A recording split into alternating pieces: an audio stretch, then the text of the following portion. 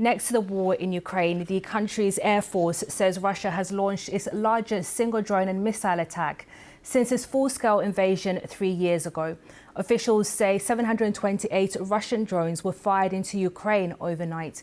The latest attacks also included 13 cruise or ballistic missiles. The prime focus of the attack was the northwestern city of Lutsk. It's a transit hub for military and humanitarian aid coming from Poland. The Lutsk region's head said efforts were underway to put out fires at the warehouse of an unspecified enterprise as well as in garages. No information about fatalities has been reported.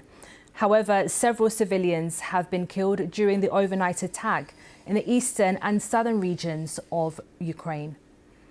Well, President Zelensky has posted on social media reacting to what he called the new massive Russian attack on our cities. In his post, he called it a telling attack that comes precisely at a time when so many efforts have been made to achieve peace, to establish a ceasefire, and yet only Russia continues to rebuff them all. He added this is yet another proof of the need for sanctions. All this comes as President Trump has indicated he's running short of patience with Russia's President Putin. Mr. Trump had suggested a deal to stop the fighting in Ukraine was possible, but he had this to say during his cabinet meeting on Tuesday. We're not happy with Putin. I'm not happy with Putin.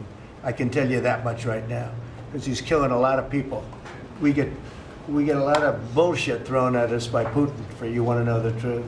He's very nice all the time, but it turns out to be meaningless. Zana Bezpiaczuk from BBC Ukraine is in Kiev and has this assessment of the overnight Russian strikes. This strike was so far the biggest in terms of the number of drones that were launched by Russia against different locations and cities in Ukraine.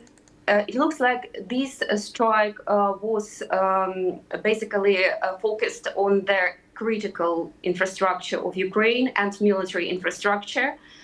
But again, for now, it's hard to assess the full impact. For example, in Kyiv, we didn't sleep almost. It was a sleepless night, and we heard explosions almost for hours.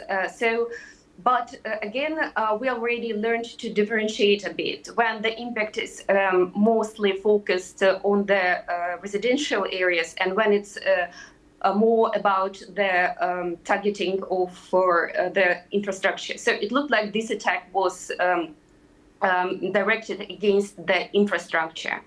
And yes, it was the attack that mainly was directed against the western Ukrainian cities and also some central cities, which are, as you mentioned, hubs for the humanitarian and military aid that Ukraine receives from Europe and from US. They're very important in terms of logistics.